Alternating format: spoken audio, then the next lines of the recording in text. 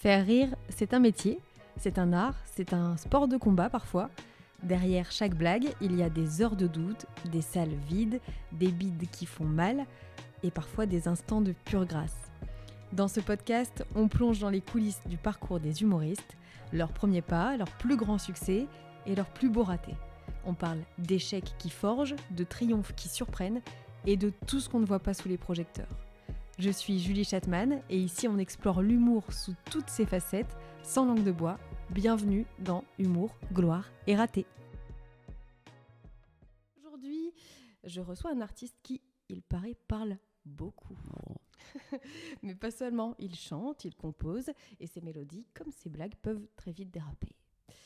Sur scène, il s'est amusé à chasser les mythes, à réécrire l'histoire à sa manière, à révéler les coulisses des plus grands moments en y glissant une bonne dose d'absurde.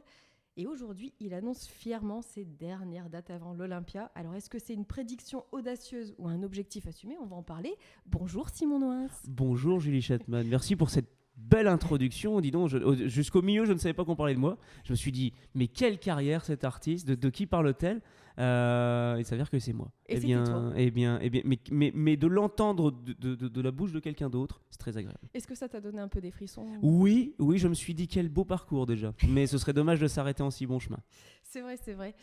Plutôt que de te présenter de manière classique, je vais te poser une question, Très qui est bien. la suivante. Si tu devais choisir un titre de chanson existante plutôt ou non, qu'est-ce que ce serait ? Comment tu te définirais en un titre ? En un seul titre Connu, inventé. je dirais La Isla Bonita de Madonna. Qui est un titre qui groove, qui est un titre qui... Non mais alors là, vous me prenez de court, je n'ai pas préparé mes réponses. La Isla Bonita. Si, alors franchement, en premier degré, je dirais Uptown Girl de Billy Joel. Ah. Pourquoi Uptown Girl de Billy Joel ? Parce que j'adore cette chanson. Je sais qu'il y en a d'autres, notamment mon metteur en scène, qui ne supportent pas cette chanson, donc je lui passe un petit coucou. Puisque justement, elle suscite à la fois l'agacement et il y a un côté Uptown Girl. Enfin, il y a ce mélange un peu des genres, ce mélange un peu social, cette rencontre qui se crée. J'analyse complètement. Je ne sais pas du tout de quoi parle la chanson, mais en gros, c'est une fille des quartiers chics qui rencontre un garçon des bas quartiers, tous les opposent et pourtant. Mais je vous laisse voir la suite, je vous laisse écouter Uptown Girl de Billy Joel qui est un confrère. Ouais, on est sur un truc à la Pretty Woman. Oui, un peu, je pense. Mais pas sûr. Pas sûr du tout. Je vous ai livré le premier truc qui me vient, mais effectivement, non, j'ai pas de chanson somme. Si, il y en a une que j'aime beaucoup, c'est Bohemian Rhapsody. Ah, évidemment. Ah, là, alors là, on rentre dans les classiques, mais pour moi, le Bohemian Rhapsody, c'est ce que j'aime beaucoup, c'est le côté très généreux. On a à peine fini une couche d'une musique, on part sur quelque chose d'autre, puis on part sur. En fait, il y a toujours quelque chose d'extrêmement surprenant. Évidemment, en fin de soirée, on attend que le on attend que ça, on attend que le moment Wayne's World pour les amateurs, bien sûr. Mais j'aime cette idée, et je trouve que c'est l'idée de la vie, même du spectacle en général, que devrait être un spectacle. C'est toujours une strate supplémentaire au moment où on a l'impression de connaître la mélodie. Boum, on rajoute un petit truc en plus. Le petit truc théâtral, quoi. Exactement. Et du coup, je vais pas trop spoiler, on va y aller par étapes, mais dans ton spectacle, quand même, il y a une partie de musique. La musique, elle est hyper présente dans tes spectacles. Du coup, je me demande, c'est la question, parce que ça fait presque 10 ans qu'on se connaît, Simon. Ça date quand même. Mais ouais, mais on n'a jamais eu hein. cette conversation. Non, et je le regrette profondément. Et écoute, on va corriger ça tout de suite. Mais du coup, est-ce que Simon, il a toujours voulu être comédien ? Est-ce qu'il a voulu à un moment être chanteur ? Ou alors pas du tout, à un moment il voulait être chiropracteur, ou je ne sais pas. C'est une bonne question. De quoi rêvait le petit Simon ? On en balance une pour les chiropracteurs. Wesh, les os qui remettent des os en place. Écoute, oui. Et ça fait hyper pédant de le dire. Mais alors si, j'en reparlais justement avec ma plus grande fille, qui nous écoutera peut-être au dodo, mais qui m'a sorti une dinguerie, et alors ça digresse, mais en fait pas du tout, qui m'a sorti une dinguerie, je vais me permettre d'emprunter ces mots. On parlait des métiers qu'elle voulait faire plus tard, et elle dit qu'elle voulait absolument pas faire. Alors elle voulait être luthière ou lutteuse, je l'ai averti que c'était pas le même type de métier. Il y en a une qui se constitue quand même à fabriquer des instruments et l'autre à détruire des corps. Et elle m'a dit, en tout cas je ne ferai pas de politique. J'ai dit, oh c'est dommage parce que je te voyais comme la présidente future peut-être une petite présidente pourquoi de la pas France. Et elle me dit non, je vais marquer l'histoire, mais pas en politique. Et elle l'a sorti avec un premier degré, qui n'était pas matiné de condescendance ou de suffisance, mais vraiment avec un très grand premier degré. Je me suis dit, c'est ça en fait, c'est beau à cet âge-là. Et je crois que moi, c'est à 6 ans où je me suis dit, je vais faire ça. Parce que j'ai été nourri de plein de cassettes à l'époque, parce que j'étais dans une région bordelaise. Je passais mes vacances près de Bordeaux, chez mes grands-parents, où l'activité, on va dire que la moyenne d'âge était de 75 ans, jeune, hein, vraiment tranche jeune. Donc il n'y a rien à faire à ce moment-là, il n'y a rien à faire, il n'y a rien à évaluer. Et du coup, j'avais des cassettes, notamment de Danny Boone, de Pierre Palmade, à l'époque où il était plus drôle et moins cocaïné. L'un va avec l'autre. Je pense que l'un va avec l'autre. Et j'étais fasciné par l'idée de voir des blagues que je ne comprenais pas encore à l'époque, surtout celles de Palmade, qui sont un peu plus... moins ch'ti que Danny Boone, qui a un humour très frontal qu'on peut très vite aborder, plus populaire, final, quoi. très populaire. Vers 6 ans, Danny Boone, je crois qu'on le comprend assez vite. Oui. Pierre Palmade, c'est un petit peu plus subtil, mais je voyais les gens rire. Il y avait cette puissance en fait de me dire, il y a une personne sur scène qui fait rire vraiment des salles de 1000 personnes, etc. Je comprends pas ce qu'il vient de dire, mais la puissance de comique me fascinait. Et je me suis toujours dit, je vais faire ça. Et je crois que je me suis conditionné en disant, je vais faire ça et rien d'autre, parce que je saurais rien faire d'autre que ça. Ça fait hyper pédant ma phrase quand je viens de la dire. Non. Et pourtant, c'est vrai. Et je crois que je me suis inconsciemment conditionné pour me disant, pourtant après j'ai fait des études de lettres que j'ai très très vite abandonné. Je devais lire La Curée d'Émile Zola, puis j'ai lu le tome 5 d'Harry Potter. Donc pour dire presque. D'autres. C'est pas loin, hein, c'est pareil. Non, c'est pas si loin. C'est pareil, hein, t'enlèves les capes, mais ça reste Déjà. des pages, ça reste des machins. Le bouquin était d'épaisseur égale, près, et on se fait beaucoup moins chier avec Harry Potter. Ouais, carrément. Quand même, faut avouer. Mais j'ai fait des scénarios, etc. Mais je savais que finalement, ce que je préférais, c'est même pas tant jouer, c'est écrire. Okay. Écrire des blagues, même des dialogues et tout. C'est ce que je préférais. Et par extension, si je pouvais les jouer, tant qu'à faire, on va pas se gêner. Tant qu'à faire. Et puis, est-ce que, du coup, donc toi, tu as l'impression d'avoir toujours eu envie de faire ça, en tout cas depuis que tu as eu conscience que tu pouvais faire rire, etc. Et être payé pour. Voilà, c'est ça. Là, alors là, ça, c'est être payé en cocaïne, dans le cas de Pierre Palmade, ce qu'on appelle être payé en poudreuse, bien sûr, dans le métier. Ça marche pas mal. Et du coup, est-ce que tu te souviens quand tu as commencé à un petit peu à assumer, en tout cas, c'est pas une honte, mais est-ce que tu te souviens de comment ça a été reçu par tes proches, ta famille ? Est-ce qu'à un moment, tu l'as vraiment dit, c'est-à-dire, qu'est-ce que tu veux faire, Simon, quand tu seras grand ? Moi, je veux faire Danny Boone ou que sais-je. Bobby Boom. Voilà. Est-ce que tu te souviens de ce moment-là, comment ça a été reçu ou pas du tout ? C'est une bonne. Tu vous posez des super questions. Merci. C'est vrai qu'on n'a jamais eu cette conversation en 10 ans. J'ai jamais formulé véritablement. Alors j'ai la chance d'avoir du côté de mon père déjà mon père a fait beaucoup de théâtre amateur. Ok. Plus jeune, ma grand-mère, donc la mère de mon père, jusque-là je me gourre pas, qui est donc coïncidence géniale, ma grand-mère en plus, du coup, ça c'est comme la vie est bien faite, la génétique c'est fou. Ouais, c'est fou. Elle était aussi comédienne de boulevard, mais amateur. Elle était postière et tout. Mon père, pareil, il a travaillé à la Sécu, puis il a fait kinésiologue, prof de sport. Il a été prof de sport. Et c'est ton sosie également. Et c'est également mon sosie officiel. Oui, Pour l'instant, on me demande beaucoup, est-ce que vous êtes le fils de Thierry Noël ? Mais je tends à basculer dans l'effet inverse, c'est qu'on me demande à mon père, est-ce que vous êtes le père de Simon Noël ? Ce qui me paraîtrait beaucoup plus légitime. Mais on verra. Mais c'est vrai que dans la voix, dans le machin, on a vraiment des cohérences. Et je lui dois beaucoup dans le style, dans l'humour. Et justement, mon père m'a beaucoup accompagné. En fait, c'était un non-dit, mais je crois que c'est un matin, je me souviens très très bien, ça devait être mes 15-16 ans, matin de mon anniversaire, je retrouve dans la baignoire de ma douche. Dans la baignoire de ma douche, je veux rien dire. Non, mais si, je comprends. Tu vois, c'est une baignoire douche, quoi. Oui, c'est ça, une baignoire avec une douche. Une baignoire douche. Les auditeurs de Mobalpa se régalent, j'ai envie de dire de temps de précision. Je trouve, dans cette baignoire, 3 DVD. Dans l'eau ou Alors, pas dans l'eau. Pas con, le père, quand même. Tu vois, il a quand même fait le truc. Il y avait un DVD de Dieudonné, le divorce de Patrick. Pareil, Dieudonné, artiste Alors, polémique. on a que des polémiques. Voilà, on a que des Dieudonné, polémiques. Pierre Palmade Exactement. et Mais- Louis C.K. Et Louis C.K. bien entendu. Et je vous conseille d'ailleurs le dernier one-man show de Gérard Depardieu, qui est un bonheur Le qui seul lui en- par contre est payé en liquide. lui. Celui où il chante Barbara aussi. Exactement, Oui, celui c'est où ça. il chante Barbara. C'était la journée de la femme il y a pas longtemps. On les On les embrasse. salue. On les salue. Non mais avec trois DVD, Dieudonné qui reste. Alors le divorce de Patrick, un super spectacle vraiment, justement où à un moment donné, je veux pas gâcher, mais il fait un moment très polémique où il crache sur un mannequin et il revient en arrière en disant si vous croyez que c'est facile de jouer un personnage aussi con, qui remet un petit peu le truc intéressant. Mais voilà, digression toute faite, j'ai trouvé ça intéressant. C'était en gros, je sais que tu vas faire ça. Je vais pas t'en empêcher parce que mon père est suffisamment intelligent pour pas opposer. Et nous-mêmes, moi, je pense que j'essaie d'appliquer ça aussi avec les enfants, c'est-à-dire que c'est pas parce que nous, on est comédiens, ma femme et moi, que il faut imposer des choix à ses enfants. Et dans tout choix, hein, d'ailleurs, hein, dans tout choix, hein, que ce soit médecin ou des choses comme ça. Mais il a eu, je pense, l'intelligence de suivre le truc sans jamais non plus me pousser plus que ça. Mais c'est juste, vas-y, quoi. Par contre, assume. Vas-y, assume. Si ça se pète la gueule, ben, ça se pète la gueule. Si ça réussit, je suis derrière toi. Et j'ai toujours un petit message avant un concours, spectacle jeune public. Voilà, par exemple, il y a encore des messages. Donc ça, c'est super bien.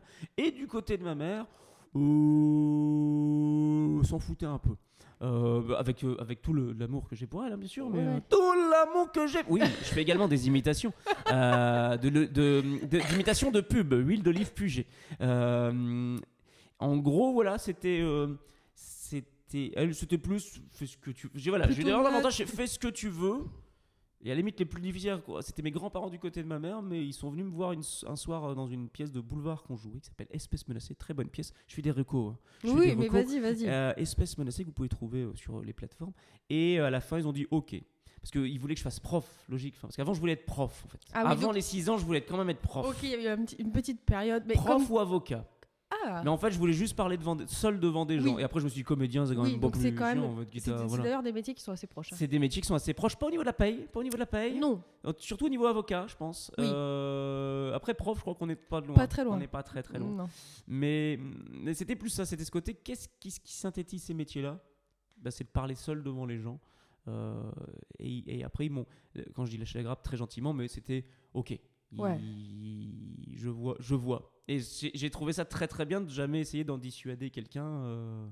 C'est Thomas Dezer qui a dit une très jolie phrase, je trouve, il n'y a pas longtemps, je crois, à la fin de son Zénith, Ouais. qui a dit un truc, mais ce qui a résonné un peu, c'est quand j'ai dit à mes parents que j'allais faire théâtre, merci de ne pas m'avoir dit non. Oui, c'est ça. Ouais. J'ai trouvé ça très joli. Oui, c'est oui. pas de m'en avoir dissuadé, c'est de ne pas m'avoir dit non. Oui, c'est ça. Je trouve Ouais. ça c'est beau. C'est plus. Donc je ne peux que remercier Ouais. ma famille à ce niveau-là. Et je pense que c'est une première étape quand même qui facilite. C'est-à-dire que quand tu as une famille qui va te soutenir ou en tout Oui. cas rester neutre en disant bah vas-y, essaye, de toute façon, tu as envie de faire ça, essaye, sinon tu vas regretter, ça facilite quand même un petit peu la mise en route, je pense. Je suis d'accord. Et d'ailleurs, j'irais même plus loin en disant que c'est même encore mieux si elle reste neutre. Oui, c'est ça. Si elle pousse, ça peut être dangereux. Parce qu'on en voit des. Vous voyez les The Voice quand on clique, etc. Oui, quand on oui. voit ils sortent de l'adolescence, 20, 22 ans, je suis très vieux. Mais voilà, ils sont chargés d'espoir. Il y a les parents qui sont derrière et qui peut-être qu'ils avaient envie de faire cette carrière-là. Ils se projettent un peu à travers. Oui, Et oui. c'est un peu piégeux parce que des fois on se demande est-ce que c'est pour moi que je le fais ou est-ce que on est poussé par quelque chose.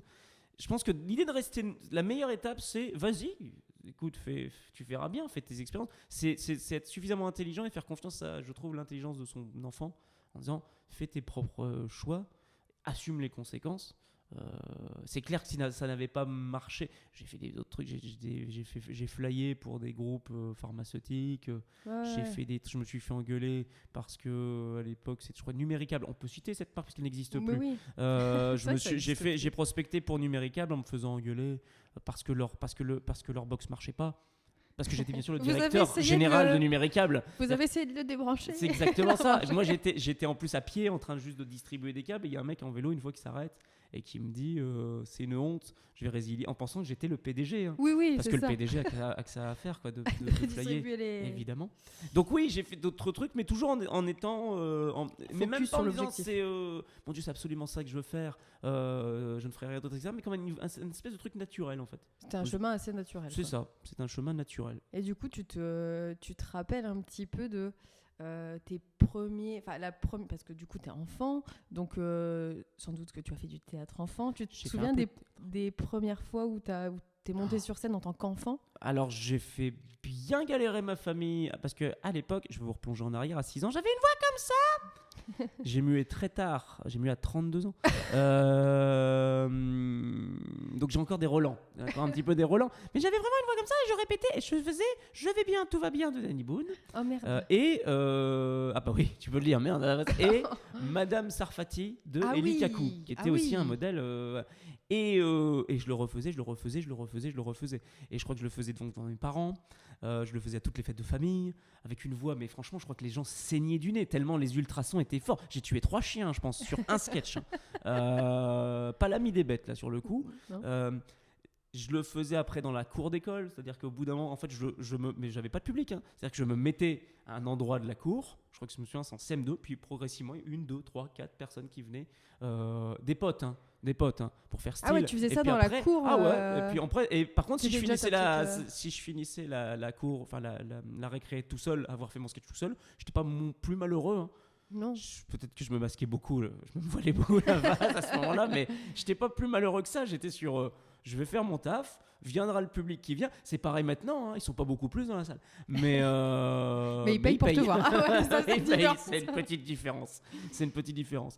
Mais en gros, oui, les premières émotions, ça devait être ça. Et après, j'ai fait le théâtre du Grand Bleu Ouais. à Lille. Et je crois que mon audition, je l'ai passé sur le poème Bonne fête, maman. Oh, c'est très mignon. C'était très mignon, mais c'était très mal joué. Je me demande. C'est là que je me suis dit, en fait, je crois que tu payes l'entrée. C'est pas sur concours. Hein. C'était clairement pas sur concours parce que c'était risible.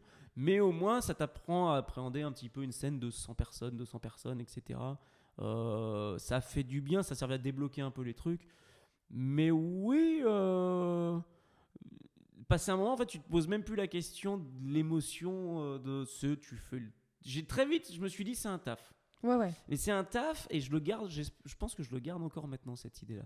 C'est-à-dire que il y a un côté très artisanal dans l'humour, même dans le métier de scène. Ouais. C'est-à-dire, je sors de scène.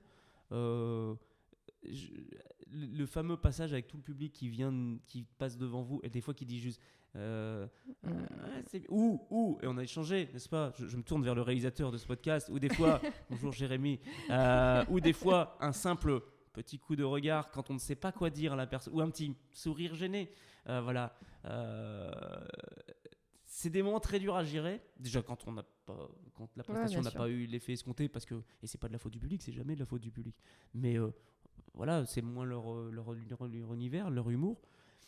Mais tous ces moments-là, même quand c'est très bien, qu'est-ce que vous voulez qu'on réponde à quelqu'un qui dit c'est très bien? Ah, j'ai beaucoup ri. J'ai fait un festival il y a pas longtemps, et quelqu'un m'a dit avec une sincère et bouleversante sincérité, moi j'étais content parce que j'aime bien rire.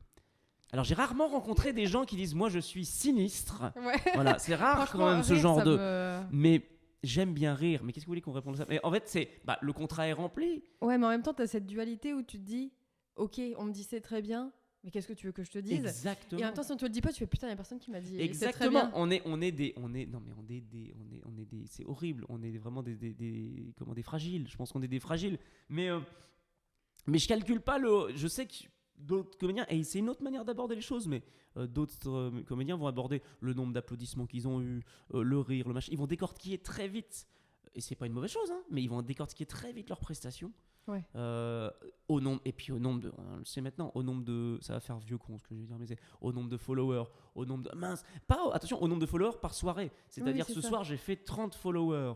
Où j'ai fait 40 followers, et déterminer de la réussite ou pas de sa prestation par rapport au nombre de gens qui ont suivi. Alors qu'il suffit que tu aies mal écorché ton nom, enfin que tu aies écorché ton nom, que les gens n'étaient pas attentifs, qu'il n'y ait pas de réseau. En fait, je trouve qu'on est tellement sur un truc chiffré, que ce soit le nombre de followers, le nombre d'applaudissements, le nombre de rires, qu'on n'est pas dans l'instant présent. Et ouais, moi je trouve ça assez terrifiant, et j'ai oublié la question, hein, pour te dire. Et s'il y en avait une. Oui, il y en avait une. Bon, tu le connais. Quelle était Après, ça fait 3 jours qu'on est là. Hein. Oui, si, on parlait de ta première scène, voilà, de quoi on Oui, parlait. les premières scènes. Les premières, donc tout ça, c'est en amateur, t'es enfant. Oui. Mais au final, quand est-ce que tu t'es considéré comme professionnel ? Quand est-ce que tu t'es dit, allez, là, ça y est, c'est mon métier ? En étant payé. Oui, le premier cachet, le premier... Oui, le premier cachet. Il y a une sorte de validation et qui est très bizarre parce qu'en fait, tu te rends compte que il n'y a rien qui distingue, si ce n'est la paye, un artiste prof. Je connais des très très bons amateurs. Je connais pas très très mauvais professionnels, mais Oui. parce que il a fallu accéder. Mais la distance est fine. Tu peux tomber sur des gars qui jouent bien mieux par le plaisir de jeu, quoi. Je connais des troupes amateurs qui se réunissent par exemple une fois par semaine pendant 3 heures et qui répètent un texte sans avoir unique autre but que juste de jouer une prestation qui ne recherche même pas une gloire personnelle. C'est thérapeutique, ça leur fait du bien. Et qui se donnent à corps et âme et qui sont sincères dans ce qu'ils proposent plutôt que dès qu'on est payé, on peut avoir un petit peu de cynisme quand même. On peut avoir parce que ça devient un métier. Donc il y a des moments où tu n'as pas envie d'y aller. Ça peut arriver. Mais je pense que oui, c'est là où je me suis vraiment dit, allez, allons-y, je suis payé. Il y a un bout de temps, j'ai accompagné un groupe de solo dans l'écriture pour un cours que je donnais et ils ont joué et ils ont eu leur premier chapeau. Le chapeau, pour ceux qui ne savent pas, c'est à la fin d'un set de 1 heure, 1 heure et demie avec autant d'artistes. C'est une entrée libre, mais il y a un paiement à la sortie. Les gens mettent 5-10 euros. Ce qu'ils veulent, quoi. Ce qu'ils veulent, selon ce qu'ils ont aimé, pas aimé. Et ensuite, on répartit ce chapeau, la somme totale, entre les artistes. Et je leur donne leur chapeau. Tu gardes ta part. Je garde 75% de com, qui me paraît assez normal. Légitime. Et même d'ailleurs, c'est sous-estimé. J'ai même pas mis les taxes. Pour te dire, j'ai même pas mis les taxes. Et je leur donne et je les vois faire. Quoi ? Vraiment une petite sidération, et j'avais oublié parce qu'on oublie au fur et à mesure de ce genre de... Mais c'était pour eux leur première paye sur des blagues qu'ils ont écrites. Et c'est vrai qu'en fait, quand on revient un petit peu en arrière, il est bon de revenir sur une candeur, enfin, un petit peu, sur un côté un peu candide c'est quand même vachement privilégié. Ouais. Quand même. Bah ouais, et d'être payé pour ça. Bah ouais, c'est là où tu te dis, ça y est, je suis pro, quoi. Ça a toujours ce côté validation. Une fois qu'on te paye, ça veut dire que, ok, je suis qualifié pour ce job. Voilà, c'est ça. En tout cas, je suis pas si pire. Si on me paye, c'est que ça va encore, quoi. Bah oui, c'est ça. C'est pas l'acteur du siècle, mais ça va encore. Mais tu te souviens du coup ce que c'était ce premier cachet-là ? Tu te souviens pourquoi c'était ? Pour quelle mission en tout cas ? Oui, j'ai joué une pièce pour jeune public. D'accord. Je jouais le faiseur de pluie et de beau temps. Oui. Exactement. Pour la pièce Fanfreluche. Exactement. Et c'était d'ailleurs, j'étais tétanisé. Bah ouais, j'étais tétanisé parce que je sentais l'enjeu et le fait waouh, t'es payé. C'est même pas le public, hein. Non, c'est toi, le côté de là t'es payé, donc il faut être au rendez-vous. Il faut être au rendez-vous du truc, il faut être au rendez-vous, il faut être au diapason des comédiens qui eux l'avaient joué une paire de fois en plus, qui connaissaient par cœur leur texte. Moi je me greffais à ça, je ne voulais pas. C'est le pire. C'est ce que j'adore aussi quand on joue à plusieurs, mais ce qui met un stress encore plus grand, c'est t'es tout seul, tu te plantes, tu peux t'en prendre qu'à toi-même. Mais si tu entraînes les autres dans ta chute. Oui, c'est ça, ouais. Oh là là. Alors, et c'était ça, je crois, qui m'a le plus tétanisé. Pas le fait de pas savoir mes répliques. Je suis un comédien de génie, donc pas de problème là-dessus. Non, ça va, ouais. On est d'accord. Mais je veux dire, par contre, entraîné parce que je crois tu as fait un déplacement qui n'était pas prévu, etc. Là, ça m'a vraiment mis... et c'était vraiment... Je crois ce côté pro, c'est même pas la paye, c'est le côté un petit peu cadré de la chose qui m'a mis dedans. Enfin, en tout cas, qui m'a dit, ok, là, on est parti sur ça. Et surtout, je crois qu'on a enchaîné avec on a joué devant 900 personnes la deuxième fois. Donc, vraiment, c'est même pas plongé. Dans le grand bain, c'est plus mouiller la nuque. Hein, c'est carrément, on me met la tête dans l'eau. Schlar, comme ça, c'est parti. Mais c'était une bonne expérience. Mais c'est vrai qu'après coup, puis après, ça se fait naturellement, progressivement, quoi. En fait, c'est ce qui fait quand même ta particularité aussi par rapport aux comédiens humoristes de stand-up habituels, c'est que tu as vraiment fait du terrain. Et tu as fait des choses hors de la scène qui t'ont confronté aussi à des publics parfois difficiles ou en tout cas qui ne t'attendaient pas. C'est ça. Et ça t'a peut-être aussi un petit peu, c'est comme ça que je le perçois, un petit peu forgé et un petit peu endurci sur les avis qu'on peut avoir sur toi ou les attentes du public et le fait que, bah oui, c'est pas le public qui est responsable. C'est ça. Tu t'es beaucoup, en tout cas, comment ça t'a aidé toute cette expérience? Enfin, si tu peux nous parler un peu de ton expérience 360, parce que tu as fait plein de choses. J'ai fait des échasses. C'est ça qui est fou. J'ai fait là des là-dessus, prestations pour des villes, des centres sociaux culturels, des ateliers, sociaux, tout type de public. Et c'est pour ça qu'à chaque fois on parlait, je ne sais plus avec quel humoriste je parlais de ça, mais en tout cas on discute souvent sur les. On a tendance à, encore une fois, je reviens sur le public est jamais fautif. Il y a une question qui avait été posée sur est-ce qu'un public est dur? Est-ce que vous êtes tombé sur des publics durs? J'ai pas oublié la question, hein, je reviens sur le truc. Vas-y. Est-ce qu'il y a des publics durs? Je pense que non, ça n'existe pas un public dur. Un public, par définition, est quelqu'un qui vient voir quelque chose. Oui. Alors, tu peux tomber sur des gens qui vont être dans le jugement. Et je reviens effectivement, quand tu es en échasse à 2,50 m, 60 de hauteur, peint en vert pour jouer un arbre, et quand tu dis comment vous appelez et que tu réponds je m'appelle Feuillu et qu'on te répond moi je suis poilu. Alors, bonne vanne, bonne répartition. J'ai pas demandé à vérifier parce qu'on était dans un village où, à mon avis, c'était pas une vanne, c'était du premier degré. Mais j'ai jamais rencontré de public. Et pourtant, si je crois qu'une des premières sorties, je suis tombé sur quelqu'un qui voulait me tacler parce qu'on était en pleine Coupe du Monde 2014. Ah là là. Ouais, là, ça devient difficile. Ça devient difficile quand même et il voulait me balancer des petits balayages en échasse. Hein. Le gars était bon, à mon avis, il était pas sobre. Hein, on était. Et je t'imagine tellement sur tes échanges comme ça. Mais c'est surtout que je vais vous tomber dessus. C'est on va avoir mal tous les deux en fait. Il y a une espèce de cause à effet, d'effet papillon. Enfin, d'effet papillon parce qu'on était plus dans un coin, à papillon. Mais derrière c'était chez le clown quoi. Oui. Et je le dis pas en jugement bien sûr, non. Ni en condescendance. Donc non, ouais, ça m'a permis effectivement. En fait, tout public recherche quelque chose. À nous de donner le meilleur à ce niveau-là. Peu importe le public, peu importe les conditions, que ce soit extérieur, intérieur. Il y a du bruit, il y a des machins, mais ils sont pas foncièrement méchants. J'ai rarement vu des gens venir avec des cailloux pour venir flageller des humoristes sur scène. Rarement, ça peut arriver. C'est déjà arrivé une fois ou deux, mais ça peut arriver. Mais là, dans ce cas-là, on fait payer pareil, on fait payer les cailloux, quoi. Oui, c'est ça. Mais non, mais il peut y avoir on peut tomber sur des salles où t'as des gens qui vont dire, allez, vas-y, fais-moi rire. Mais c'est encore plus intéressant justement d'essayer quand même de réussir à faire rire. Et s'il ne rit pas, il ne rit pas. C'est pas grave. En fait, il y a aussi ce truc de est-ce que enfin là on parle de configuration un peu particulière où les gens ils sont un peu dans un mode festif ou en tout cas pas attendu, donc potentiellement ils peuvent essayer de te mettre des petites balayettes, etc. Oui. Ça arrive moins quand tu fais un plateau ou du stand-up. Enfin, frontalement, est-ce que tu as déjà eu des avis vraiment frontal quand tu sortais de scène en disant non, franchement c'était vraiment de la merde ce que vous venez de faire? Alors il y a un bout de temps, j'ai eu une fois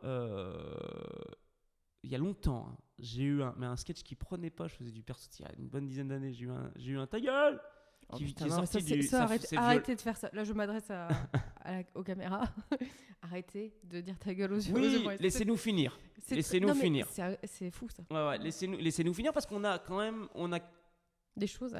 Non mais puis on a le courage de monter sur scène. N'importe qui. Donc, pour revenir sur des différentes expériences qui arrivaient, j'ai fait pas mal d'ateliers avec des publics complètement différents, des publics qui allaient de même 9 ans à, je crois que celle que je dis qu'elle devait 85 ans.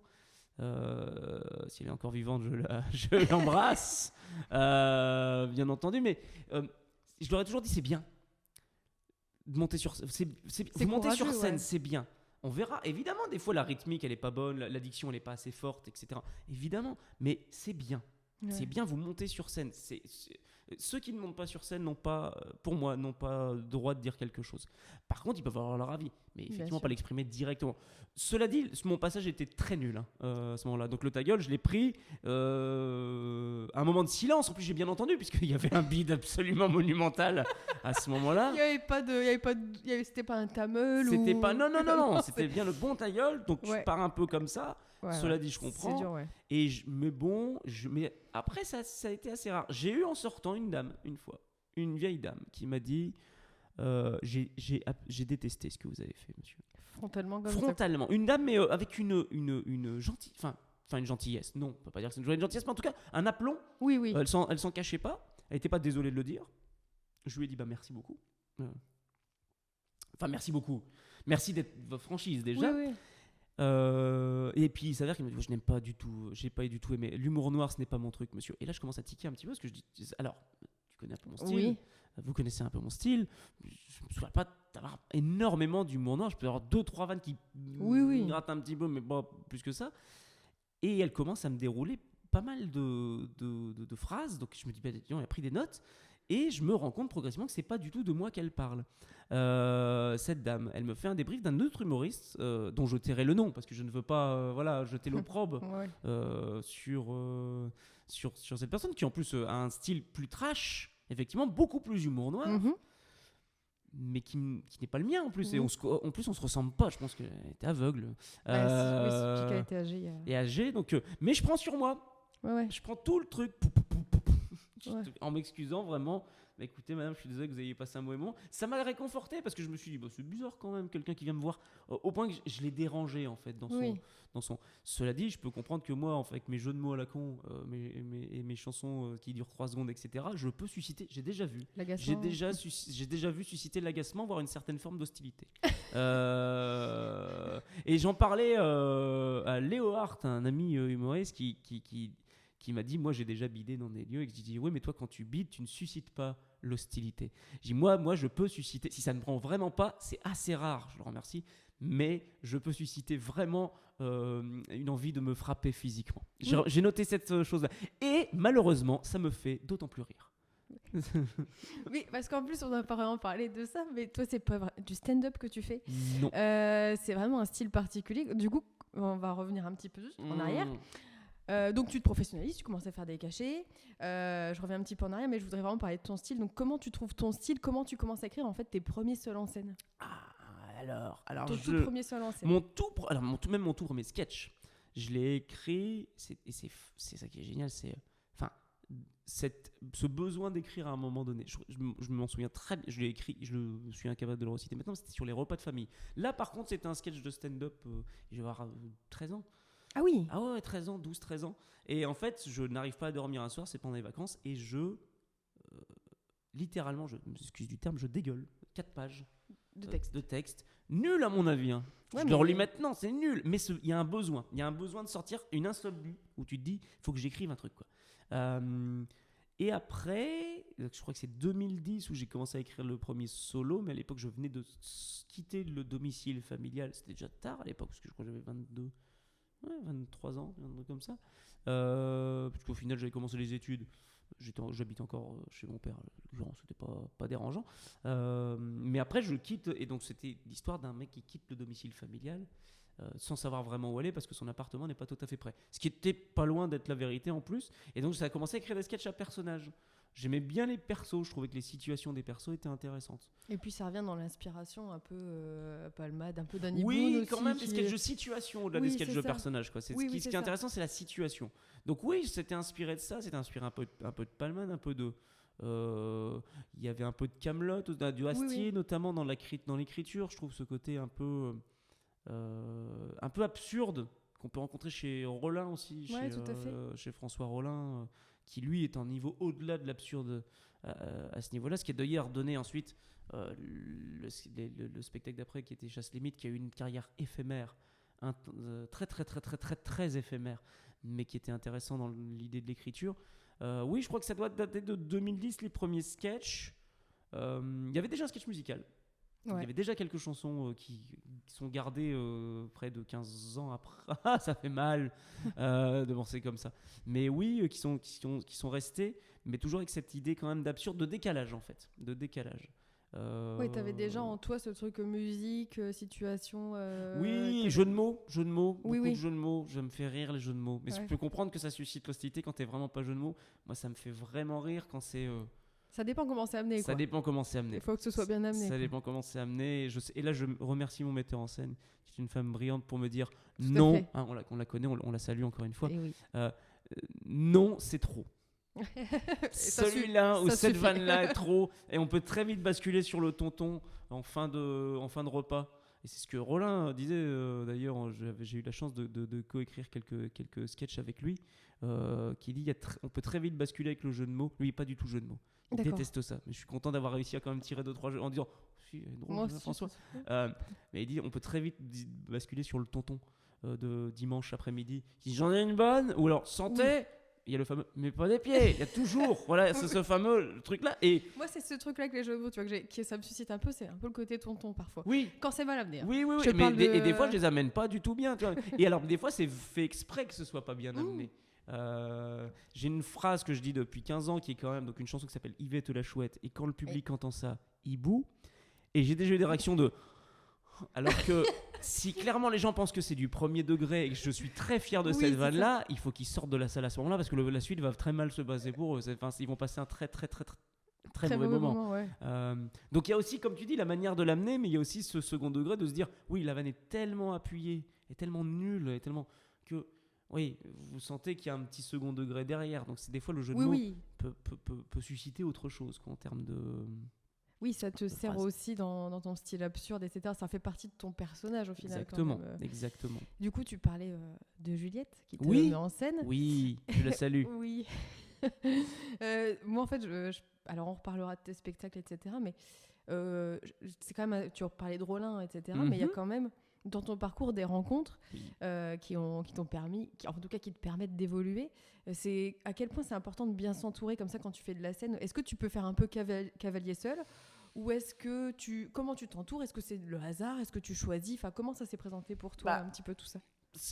De base, je pense que c'est assez solitaire, et c'est d'ailleurs progressivement on se rend compte que t'as quand même. Alors c'est les humoristes peuvent être les meilleurs conseillers du monde comme les pires.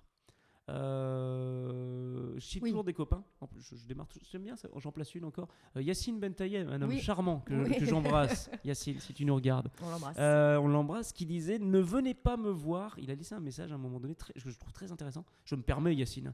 Mais bon, il l'a envoyé sur un groupe WhatsApp, donc j'imagine que c'est du domaine public. Mais je lui laisse quand même la parentalité de cette phrase qui dit ne venez pas me voir directement après un passage ou après mon spectacle pour me dire oh il y a ça que tu devrais faire, etc. C'est terrible. C'est terrible parce qu'on est encore dans une bulle. En plus, on n'a peut-être pas la même conception des choses. Alors par contre, j'ai déjà collaboré sur des répliques avec d'autres humoristes où on construit une vanne où quelqu'un va me sortir une vanne, je vais dire oui, mais c'est pas mon univers. Par contre, je vais la ramener sur quelque chose que je pourrais dire, etc. Et inversement d'ailleurs. Je donne une vanne, mais il m'a déjà dit c'est trop Simon. Ce que je considère comme un compliment, que je trouve ça sympa. C'est-à-dire, mais en gros, c'est trop. Ça veut dire que t'as ton style aussi. Voilà, c'est un style aussi. Par contre, il va la ramener à autre chose. Et ça, je trouve ça hyper intéressant. Oui, mais par contre, c'est important de bien s'entourer. Je pense qu'on peut très vite. Le piège, il est d'être tout seul. Et d'en faire qu'à sa tête. Et moi, j'aurais peut-être tendance à d'en faire qu'à ma tête, à faire des trucs dans mon coin, à balancer, sans doute par insécurité, aussi, de pas être sûr de la vanne, de balancer au dernier moment les éléments. Voilà le texte, je sais pas si vous en pensez. Oui, ça bien, ça t'évite aussi ce côté jugement. Exactement. Mais j'ai la chance, encore une fois, d'avoir Juliette, mon metteur en scène, qui a un univers commun, en tout cas à ce niveau-là, qui va affiner dans la structure, qui va d'ailleurs transcender souvent les vannes. Je le dis, je voulais changer, vous êtes au courant que 70% à mon avis de ce qui est drôle dans le spectacle lui est dû, mais vraiment, dans le sens où même si la vanne de départ je l'ai trouvée, elle l'a affinée, elle l'a emmenée dans des proportions dingues, mais il faut savoir lâcher prise aussi, parce qu'il y a des fois on s'enferme dans une idée en disant non c'est la mienne, et sur le prétexte voilà, c'est un art du solo quand même. Donc non, il n'y a que moi qui puisse la dire, je sais comment il doit être dit, et des fois on a cette intime conviction qui marche. Mais bien souvent, il faut quand même... Et alors parfois, ça fonctionne dans l'autre sens. C'est-à-dire qu'on m'a amené à la dire autrement. Et au final, c'est de la manière dont je l'avais dit la première fois qui fonctionne. Mais il fallait essayer. Mais les 3/4 du temps, c'est « Ah oui, non, mais dit comme ça, c'est tellement mieux. » Donc oui, c'est des... Mais il faut mettre vraiment un ego de côté à ce moment-là. Rollin, j'ai eu la chance de faire un stage avec lui. Et ensuite, on a continué à collaborer ensemble. C'est une partie de ping-pong, mais on cherche pas à être le plus drôle. Le piège, il est là. Ouais. L'idée de s'envoyer des phrases en se disant tiens celle-là elle va être plus drôle que celle-là, c'est plus quelle est la version la plus aboutie d'une vanne. En fait on va essayer de la tordre dans un sens, même musicalement on va essayer de la prononcer d'une manière différente, de mettre une inflexion là, une virgule, de mettre un point à un endroit. En gros c'est comment optimiser au maximum la blague, mais le résultat il est commun. Oui. Il n'y a rien de plus agréable quand moi on me file une vanne, et on m'en a filé, je suis très content d'ailleurs, et ceux qui savent qui m'ont filé une vanne se reconnaîtront, et d'ailleurs quand ils sont dans la salle à chaque fois je leur fais un petit clin d'œil parce que je sais d'où elle vient, je me la suis Bien pas sûr. inconsciemment attribuée totalement, Ouais, bien et sûr. inversement quand je suggère une blague qui passe sur scène et que je vois qu'elle marche, il n'y a pas un ego de c'est la mienne, je suis content, c'est on a partagé un truc, je suis content qu'elle fonctionne parce que ça va dans l'univers de la personne en question. Ouais, moins on met d'ego dans ce métier, c'est dur, Oui, c'est dur, hein. ça reste un métier Mais où voilà, où qui est c'est quand même... gouverné un peu par l'ego. Et puis c'est toi tout seul sur scène, c'est toi et ton micro et ta guitare dans ton Exactement. cas. Et puis vas-y, là t'es sans filet quoi. C'est exactement ça, c'est exactement Donc c'est ça. difficile de pas le prendre aussi pour soi quand ça marche pas. Ah bah quand ça marche pas, il y a une vraie... mais il faut faire le deuil de ça. C'est important de bien s'entourer, justement dans ce que tu disais, dans ces moments-là. Ouais. C'est-à-dire que c'est pas une fin en soi de... C'est pas une fin en soi de comme il y a des artistes qui utilisent le terme brûler la scène. Expression que j'aime pas tellement parce que ça veut dire... ouais. Alors tu peux dire, wow, ça a bien marché. Tu peux dire, ça a bien marché. Ouais, ils étaient réceptifs, c'était cool. Sans être faux modeste non plus, hein. C'est le piège. Hein. Oui, c'est ça. Oui, la fausse modestie. Voilà. Oui. Non, ça a bien marché, le rendez-vous s'est fait, la connexion s'est faite. Mais d'être trop... Alors là... Ouais, parce que ça veut dire que tu as atteint un plafond que tu ne pourras jamais réatteindre derrière, je trouve. Et donc tu n'es plus surpris par toi-même. Et inversement, quand tu n'as pas marché, c'est pas que les gens t'aiment pas. C'est pas qu'ils te détestent, c'est qu'ils n'ont pas aimé ce moment-là, ils n'étaient pas avec toi. Mais c'est pas un manque d'amour. Il y a beaucoup, et surtout chez les plus jeunes humoristes qui démarrent, il y a un amalgame qui se crée en disant ils m'aiment pas moi. Oui, c'est oui. pas vrai. Ouais, mais tu le prends. Mais tu le prends fatalement en disant ils aiment pas ce que je propose, donc ils m'aiment pas moi. Mais il faut faire le distinguo entre l'homme et l'artiste. Pas toujours. Oui. J'en place une alors, pour Roman. J'en place une pour Roman. Et j'en place une pour Norman aussi. J'en place une pour tous les ânes, en fait, généralement. C'est Blanche Gardin qui disait il fait une très bonne baguette, mais il est pédophile. Enfin, j'adore mon boulanger, il est pédophile, mais il fait une bonne baguette. C'est la même chose. Il faut distinguer. Oui, c'est exactement ça. Mais à ce moment-là, il faut distinguer notre propre proposition. Oui, la performance artistique. En fait, le truc, c'est que le public, il se rend pas compte de tout ce que vous avez mis sur la table, de tout le temps qui a été passé, de tous les moments où l'ego a été confronté aussi à des bides, parce que ça t'a permis aussi de décrire en général ton spectacle et de l'ajuster. Et c'est vrai que c'est difficile, je pense, de prendre du recul et de se dire allez, c'est pas pour moi quoi. Tu y arrives au bout d'un moment. Alors c'est ce que je dis à chaque fois, c'est aidant quand t'as une guitare parce que t'entends pas les bides. Ah oui, t'as si l'impression tu joues fort, si tu joues fort, t'entends pas qu'il y a un silence religieux qui se fait autour de toi. T'es juste sur un j'ai passé un bon moment moi. Ça c'est assez pratique. Donc je pense que je joue très fort souvent sur scène, en fermant les yeux. Alors par contre, il y a un effet inverse, c'est que quand ça marche bien, j'entends pas les rires.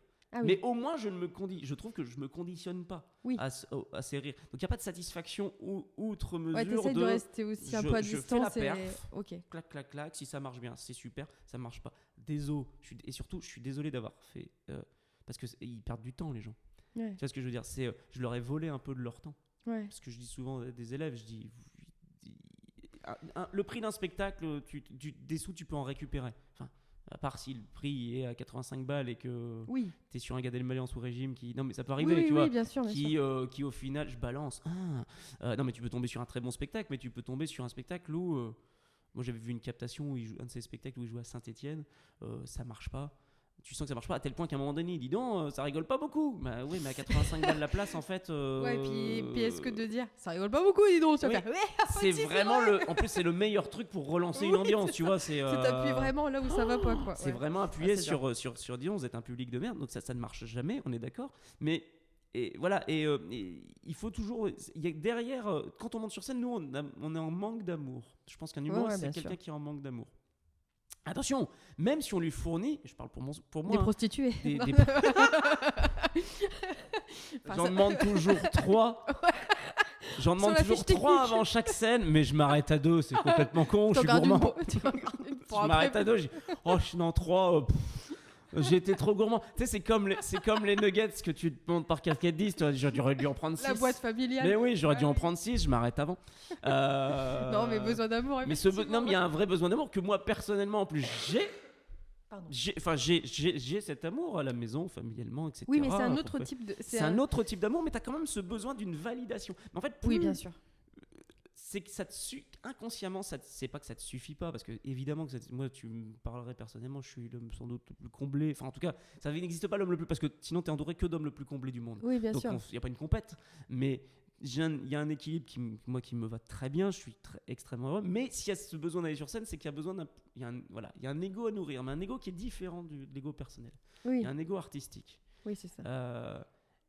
Une fois que tu as fait la part des choses, de ne pas être le meilleur qu'un autre, parce que ça n'existe pas. Il y a ces conneries de concours. Ouais. Où, je vais pas râler, je gagne souvent. Oui, mais, c'est vrai que tu donc gagnes beaucoup. je me trouve du bon côté de la barrière, on en a déjà parlé. Mais j'aime pas ce principe-là. C'est-à-dire que ça veut dire quoi ? Ça veut dire que il y a un style qui est meilleur qu'un autre, parce qu'on est sur des styles différents. Donc, oui, c'est très différent. En plus, c'est tellement personnel. Voilà. Et puis, tu as ce côté très subjectif de l'humour. Tu vois, c'est ça qui est compliqué aussi. C'est exactement ça. C'est à la différence d'un plat de lasagne où 90% des gens aiment. Oui, voilà. Alors, moi, je suis pas très lasagne. Mais par contre, tu peux me dire... mais parce que je le sais qu'à la base, je suis... mais l'allégorie est bonne. Parce que, par exemple, quelqu'un qui va venir avec un humour très noir, très trash... Oui. Moi, c'est pas forcément ma cam. Je vais fatalement me fermer un petit peu. Bah oui, mais ça veut pas dire que c'est pas bien. C'est juste ça. Que c'est pas ma cam. Oui, c'est ça. C'est aussi qu'il y a cette la réception aussi qui est très personnelle aussi. Exactement. En fait. Donc ça peut être un petit Exactement. Donc ça biaise un peu le truc. C'est ça. Les concours, les tremplins, ça a tendance à mettre. Alors pas chez les artistes. Hein. On l'a vécu encore une fois, Jérémy. On a fait il y a pas longtemps. Oui. Mais oui, mais c'est bien, la discute, totalité de. On l'a vécu il y a pas longtemps. Chez les artistes, il y a jamais, en tout cas très peu, de problèmes d'ego entre eux. Ouais. J'ai noté ça. Ou alors peut-être que je suis naïf, peut-être que je suis perdreau de l'année. Oui, c'est ça que je voulais te demander. C'est dans un... Parce que ça reste quand même un milieu concurrentiel. Il y a quand même beaucoup de monde qui se testent. Enfin bref. Et moi, de l'extérieur comme ça, j'ai toujours l'impression qu'il y a quand même une forme d'amitié, même si c'est peut-être un gros terme, mais une sorte de dynamique de groupe assez positive, en tout cas, qui se met en place. Et justement, toi, comment tu le perçois avec les autres humoristes, comédiens autour de toi ? Comment ça se passe en général ? En général, c'est plutôt un soutien ou c'est plutôt on se tire dans les pattes, quoi. Non, ça plutôt un soutien. Alors après, on ne sait jamais ce qui se dit derrière. Oui. Tiens, là, mais j'ai tendance à être un peu naïf et pas être dans. J'espère ne pas être trop cynique, mais en tout cas, moi, tu me demanderais avec qui je ne m'entends pas sur scène. Attention, pas professionnellement, c'est-à-dire qu'il y a des gens que j'aime beaucoup, mais dont le style ne me fait pas rire. Et j'espère que l'inverse est vrai. C'est-à-dire que moi, je pense qu'il y a des gens qui disent je comprends pas pourquoi ça marche, ce que je fais. Quand ça marche, encore une fois. Mais, et je le comprends parfaitement. Mais en fait, je suis en train de me dire, là, pendant que tu parles, mais tu vois, quand on parle, je sais pas, moi j'ai Jean-Marie Bigard dans la tête. Parce que Jean-Marie Bigard, quand même gros humoriste, bien sûr. Qui a rempli des grosses salles. Moi, je ne supporte pas Jean-Marie Bigard. C'est-à-dire ça que ça me tend. Je ne trouve rien de drôle. Pourtant, je suis relativement bon public. Et je veux parler à quelqu'un qui me dit mais moi j'adore Jean-Marie Bigard, je me dis c'est pas possible. Tu vois, dans ma tête je suis vraiment conditionnée dans ce truc. Mais pourtant... Bigard, je suis drôle là. Ah ouais, non mais Bigard, pourtant il a rempli des salles, donc bien c'est qu'à un moment. Donc ça veut bien dire ça veut dire que tu peux peut-être toucher un large public, mais il y a toujours des gens que tu vas laisser de côté en fait. Il faut pas chercher à plaire à tout le monde. Honnêtement, il faut pas chercher à plaire à tout le monde parce que tu ne peux rien gagner parce que ton sujet il va être lissé, ton approche elle va être lissée, elle va être dans les clous. C'est pour ça que j'ai pris une guitare, moi. C'est parce que je me suis dit, qu'est-ce que je peux faire de différent par rapport aux autres stand-uppers qui sont bien meilleurs que moi. En plus, moi, je parle pas quasi jamais de ma vie privée. Ou alors, la vie dans laquelle je parle, elle est fictive. J'ai vu il y a pas longtemps le spectacle de Verino, par exemple, que je trouve très bien. Sur le coup, mais il parle de ses enfants, il parle de sa femme, il est vraiment à cœur ouvert, ce qui donne une dimension extrêmement touchante au truc. Mais moi, je peux pas le faire, ça. Je pourrais pas. J'essaie de faire le distinguo vraiment entre parce que j'ai toujours peur que ça n'intéresse pas le public et ça me crèverait le cœur parce que j'ai envie de dire ça touche au perso donc pourquoi et pareil là on revient sur peut-être un manque d'amour etc mais globalement non chez les artistes tu me demanderais avec qui je m'entends pas même personnellement je suis foutu de te donner un nom. Et je commence à avoir fait quelques tremplins et à chaque fois ça se passe très bien. La seule compétition c'est celle que le public nous met, voire parfois de manière un peu maladroite des professionnels. Oui, c'est ça. Ouais. Quand je dis maladroite, c'est que c'est pas voulu, mais c'est inconscient. C'est en nous mettant en compétition les uns avec les autres, ça veut dire qu'il va y avoir un gagnant, qu'il va y avoir Oui, un oui, bien sûr.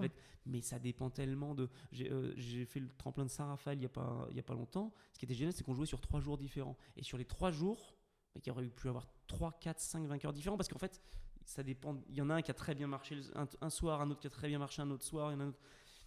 C'est tellement un instant T. Oui, c'est ça. Mais globalement, je crois qu'il y a cette on va dire cet inconscient collectif qui dit qu'on monte sur scène tous, donc il y a un respect entre nous.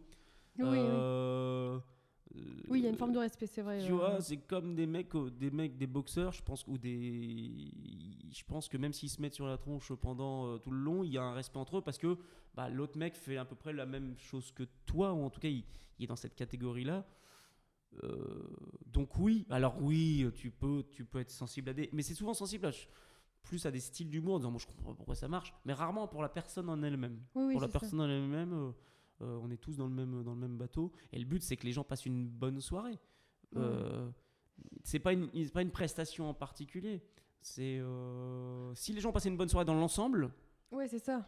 Super. Et comme tu le dis, quand c'est des plateaux, en plus, il y a des fois, ça peut aussi jouer la personne qui passe avant, qui passe après. Enfin, tu vois, si tu enchaînes deux mauvais passages, ça peut arriver que tu passes derrière, ou alors 2 excellents passages et que tu passes derrière. Enfin, c'est tellement, c'est le spectacle vivant, quoi. Pour le coup, c'est vraiment une matière qui change chaque soir et en fonction de. Et tu peux tomber sur un soir où tu es encore une fois on fire. Oui, c'est ça. Disent les Espagnols, oui, parce que tu as aussi ta vie à toi, quoi. Oui. C'est-à-dire que, comme tout le monde, t'as des enfants. Exactement. Ou t'as des galères. Tu penses à autre chose. Alors, tu essaies quand même de te conditionner pendant ce moment-là. Tu te dis, c'est un moment de récré en plus. Tu as un moment de récré, c'est un moment de partage. Il faut essayer d'y aller sans faire trop la tronche. Mais tu peux des moments où tu dis tout prend pour une raison qui est même pas connue. Alors, plus tu avances, je trouve, dans l'écriture, dans le processus de jeu, plus tu rôdes, plus tu fais de la scène, plus.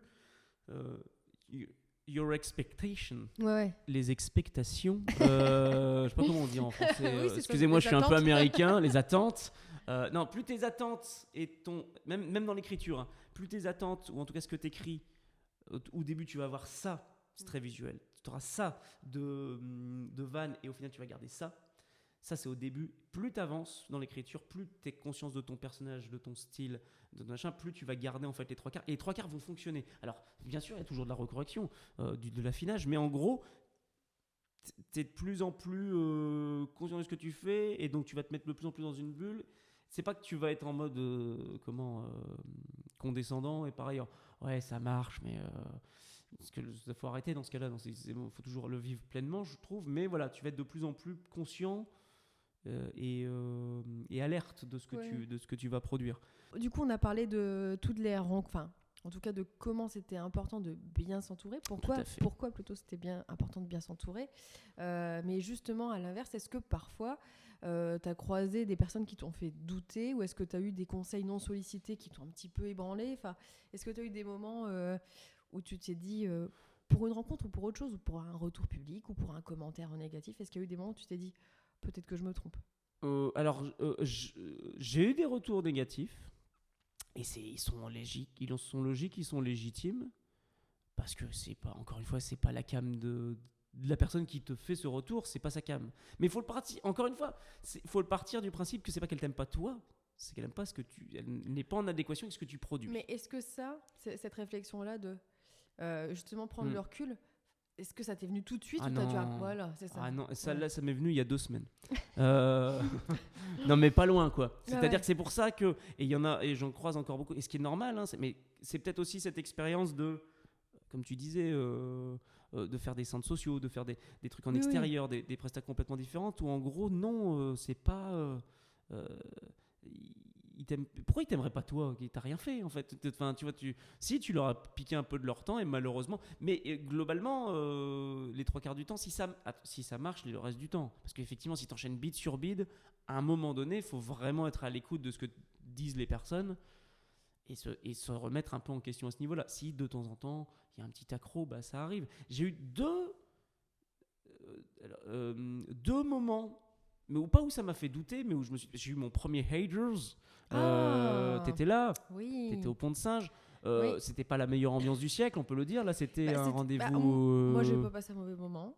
Mais parce que t'es une personne qui a du goût. non, mais on recontextualise un public de dimanche 17h avec des personnes qui, je pense, s'attendaient pas forcément. Oui, qui venaient en curieux. Oui, c'est ça.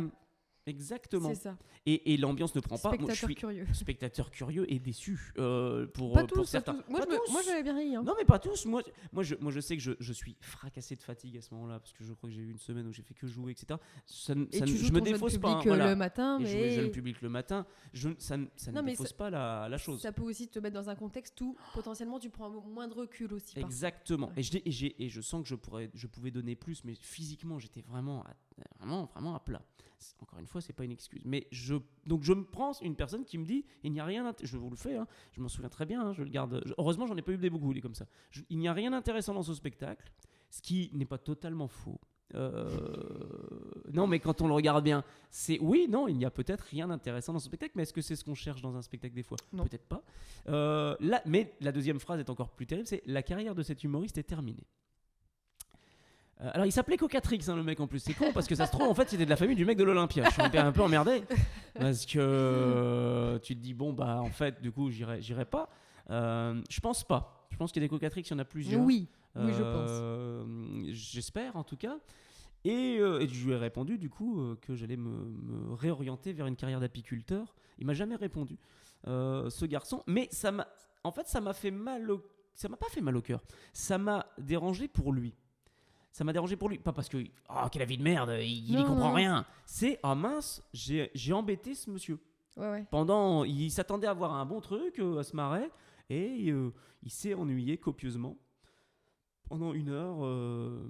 Donc au point de laisser un message à la fin. Oui, c'est c'était au Pont de Singe, donc il le laisse sur le truc du Pont de Singe. Donc il me l'envoie pas moi discretos à moi. Tu m'envoies pas un petit MP. Non, il me fait ça. Bon.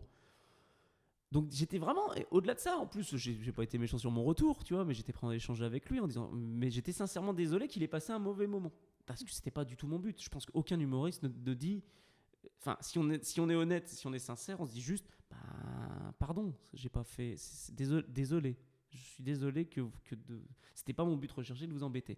Et j'en place une autre, j'ai fait On ne demande qu'à en rire. Oui. Il y a longtemps de ça, c'était 2012, 2013, oui. 2012-2013, ça date ça. Et j'ai fait un sketch nul, mais vraiment nul. Les lutins, vous pouvez regarder, hein, ça fera monter les vues. C'est vrai. Les lutins, je crois qu'il y a encore. Les lutins de la Poste. Okay. J'étais moins malin que Jérémy Crédville qui a fait supprimer tous ces passages. Malin le gars. Il me l'a dit, hein. Je dis comment t'as fait. Il m'a dit demande à la prod. Et en gros, oui, et c'était très nul. Je me fais buzzer. Logique. Très logique. Ouais, mais c'est dur quoi. Mais oui, mais avec ce sentiment. Et puis pas méchant. Il y avait Ruquier, je me souviens, pas méchant. Barma, pas méchante, là sur le coup, qui me disent on sentait que vous étiez crampé de trouille, en haut vous avez fait 2-3 vannes, mais vous êtes descendu, plus rien. Plutôt ménage, quoi, sympa. Benguy qui me dit que je lisais le prompteur, alors que c'est la première fois que je voyais un prompteur de ma vie, donc j'ai soutenu que non, mais il m'a dit que si, donc j'ai fini par dire que si. Pas me fâcher avec tout le showbiz, quand on sait que le poids qu'a Benguy dans le showbiz, c'était compliqué. Et Michel Bernier. Qui avant d'être Première ministre, était une humoriste, hein, du coup, Michel Bernier, du coup. C'est Michel Barnier qui était... oui. C'est là que ma vanne tombe complètement à plat. Oui, c'est pour ça que je me dis. Michel Barnier, c'était notre Premier ministre, éphémère, et Michel Bernier, humoriste. Humoriste de talent d'ailleurs, mais qui me sort un truc en disant, et déjà à l'époque, vous faites des blagues qui ne sont pas de votre âge. Vous devriez parler de trucs de votre âge. Vous faites des... Et je suis pas d'accord.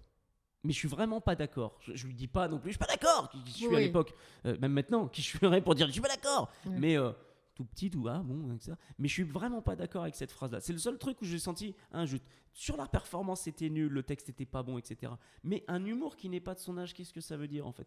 Ça voudrait dire qu'il faut catégoriser, il faut parler de choses qu'on connaît absolument, qui soient dans notre créneau. Donc moi à l'époque, c'était quoi, 20, 25, je vais parler quoi Facebook, et encore c'est vieux quoi, tu vois, oui. C'est un créneau, les réseaux sociaux, les rapports hommes-femmes, des trucs qui sont déjà faits et que d'autres font beaucoup mieux en fait que moi. C'est ça en fait le truc. C'est pour ça que moi, il y a pas un propos, si ce n'est un gars qui a juste envie de jouer sur scène et qui tend à vouloir faire l'Olympia. Et c'est une ode à la naïveté, je trouve en fait. C'est une ode à la candeur. Ouais. Mais le gars n'est pas méchant. il veut pas faire du mal aux gens. Donc j'espère qu'on lui veut pas de mal non plus. Mais par contre, ouais, il n'y a pas une question d'âge en fait, il y a pas une question de tempo. Alors peut-être qu'elle voulait dire autre chose là-dessus, mais j'ai trouvé ça assez violent en fait. Ouais, De ouais. dire, tu peux dire c'était pas bon, mais tu peux pas dire faut pas faire ça comme humour. Ouais, ouais. Parce que si tu es sincèrement convaincu que c'est un humour qui. En plus, c'est très personnel, comme tu disais, c'est très subjectif. Bah oui. Et ça doit te faire rire toi en premier. Si ça ne te fait pas rire toi, et que ouais, mais c'est dans l'air du temps, c'est pas une bonne idée. Ouais. C'est pas une bonne idée. Faut que ça te quitte à ce que ce soit très spécifique. Hein. Oui, c'est ça. Mais c'est ce qui peut faire aussi ta force, en fait. Oui, donc c'est vraiment le truc de... Là, ça n'a pas marché parce que elle considère... Enfin, elle avait des attentes aussi par rapport à Oui, l'humour en oui. particulier. Parce que c'était du jeu de mots, c'était encore des trucs Oui, donc, capillotractés, de l'absurde. J'ai pas beaucoup changé depuis. Est-ce que ça marche mieux aujourd'hui ? Je sais pas, mais un petit peu, mais un tout petit peu, tu vois, peut-être. Mais au moins, Donc ça, c'est des moments qui t'ont un petit peu marqué négativement. bah, c'est assez paradoxal. C'est qu'en fait, ça m'a marqué, ça m'a marqué. Si j'y pense encore maintenant, genre 13 ans après, évidemment. Mais ça m'a aussi, en fait, ça m'a conforté dans oui mais non. Oui mais non, mais pas un oui mais non de sale gosse, pas de oui mais non mais en fait c'est oui mais non, mais de toute façon c'est ça qui me fait rire. Alors peut-être que ça me fera rire que moi, et surtout dans un humour aussi absurde, qu'est-ce que c'est agréable d'avoir d'avoir des gens qui rient d'une blague qui toi t'a fait rire tout seul dans ton coin en l'écrivant, en disant c'est tellement con, personne d'autre va rire que ça. On reste tous des petits garçons ou des petites filles qui griffonnent à mon avis dans leur chambre et qui faisaient des spectacles dans nos chambres au début. Moi j'ai démarré comme ça, j'ai fait des spectacles, je pense que je faisais des spectacles devant des peluches au début. Mais dès qu'il y a des gens qui rient, tu te sens moins, t'es quand même très seul sur scène en fait, je trouve. Ouais. T'es quand même très très seul. Et dès que les gens rient, tu te sens, voilà, tu te dis, ils rentrent un peu dans un univers. On partage un peu, aussi absurde que ce soit. Il y a des vannes, je me dis, elles vont jamais marcher. Parce que c'est un jeu de mots tellement nul. Et quand tu vois les gens qui se marrent quand même à ça, et c'est pas un rire genre, haha, on est avec toi, etc., mais un vrai rire frontal, un rire un peu régressif, un rire un peu enfantin, c'est tellement agréable, ça fait du... Ouais, tu te sens accompagné. Donc non, faut pas catégoriser les rires. Et même toute remarque négative, en fait, même une remarque extrêmement négative, si elle te conforte dans ce que tu as envie de faire et que tu as une intime conviction que c'est là-bas que tu dois aller, elle devient plus négative. En fait, elle devient constructive. Oui, c'est ça, c'est que tu arrives à le rendre constructif parce que toi, tu es focus sur un objectif. Quoi. Exactement. Et d'ailleurs, cet objectif-là, c'était quoi en fait à la base quand tu t'es vraiment lancé ? C'était quoi ton objectif de rêve ? Est-ce que t'en avais ou pas du tout ? Pas du tout. Tu t'es dit juste je vais tester, je vais voir si je peux en vivre. Ouais, je vais jouer. Ben, encore une fois, je crois que je vais faire ça parce que je sais pas quoi faire. Enfin, je sais pas quoi faire d'autre. Mais sincèrement, oui. C'est pas que je sais rien faire d'autre. J'espère en tout cas. Je fais des lessives. Oui, ça par c'est exemple, super. Je cuisine. Ça c'est bien. Je suis pas manuel par contre. Non. Je fais un peu mon CV au cas où il y aurait des futurs employeurs dans le domaine du BTP ou de l'aide à la personne. Oui, ça peut être bien. Ouais. Je sais que Shiva oui. est notamment très intéressé par mon profil, mais Ganesh également qui vient de sortir. C'est une nouvelle appli. Mais en gros, non mais oui. J'avais pas d'objectif. Mon objectif, c'était juste, j'avais envie de. Je me pose encore maintenant la question, et je pense que je suis pas le seul humoriste à me poser cette question. Est-ce que je veux faire rire pour que les gens soient moins tristes ? C'est pas triste à la base, hein, tu vois. Bien sûr, je suis pas en sauveur. Hein, on n'est pas des sauveurs. Les gens sortent de notre spectacle, ils ont oublié la moitié du spectacle. C'est vrai. Faut être honnête. On va pas changer le nom, mais parce que on n'a pas un propos, on va pas d'un seul coup. Oh, mais oui, mais bon sang, mais il faut voir la vie du bon côté. D'autres spectacles s'en chargeront très bien. Peut-être qu'il y a des spectacles qui restent en tête pendant des trucs un peu plus à charge, qui restent pendant 3-4 jours. En disant waouh, j'ai vécu une claque, j'ai vécu un moment. Mais nous, faut être honnête. C'est pas vain hein, ce qu'on fait, parce que pendant 1 heure, 1 heure et demie, 1 heure et quart, les gens ont un peu oublié. Se sont un peu oubliés. Alors si tu joues avec des vieilles personnes, ils se sont beaucoup oubliés, certains. Ça, c'est un peu le souci. Mais ils ont un peu oublié, tu vois, c'est un peu suspendu. Et attention, et j'intègre l'artiste dedans. On a un peu oublié, on a suspendu un peu le temps pendant 1 heure. On a oublié qu'on allait mourir. C'est pas mal. C'est horrible. Ouais, c'est horrible. Mais c'est vrai, mais c'est vrai. Mais tu sais tout divertissement sert à ça. C'est vraiment cette phrase, désolée, mais c'est cette phrase de psychologue de comptoir qui dit tout le temps, mais vous savez, ceux qui font le plus rire, c'est ceux qui sont le plus tristes. Mais bien sûr. Mais tu sais, et c'est ce que je... Enfin, tu étais en train de parler de ça, mais est-ce que, du coup, vous le faites pour faire rire les gens ou pour vous faire aussi, vous, un petit cadeau, une petite parenthèse, pour qui vous le faites vraiment, entre le public et vous-même, quoi? Bah, c'est un contrat, quoi. C'est un Oui. contrat tacite, c'est un contrat moral. On va passer un bon moment ensemble. On va essayer de passer un bon moment ensemble. Alors, des fois, c'est forcé ce contrat, tu vois, en disant, il y en a qui rentrent sur scène en disant, alors, en gros, faut réagir, donc faites du bruit, applaudissez le précédent. Je comprends pas les applaudissements. Il y en a plein qui le font. Applaudissez celui qui vient de passer sur scène. Bah, il vient de passer sur scène, il y a eu son applaud en fait, donc alors moi je peux peut-être passer pour un gros bâtard parce que je demande jamais d'applaudir la personne qui est passée avant moi, mais elle a eu son truc. Non mais comme quand on me dit veuillez applaudir Simon, ça me gêne parce que je l'ai eu mon applaud, foutez-moi la paix, je suis sorti de scène, c'est tout, c'est fini, c'est un moment pendant 10 minutes, on passe un moment. Tu parlais du boulanger tout à l'heure, le boulanger on s'attend pas à ce que le mec revienne 3 jours de suite en disant elle était super bonne votre baguette.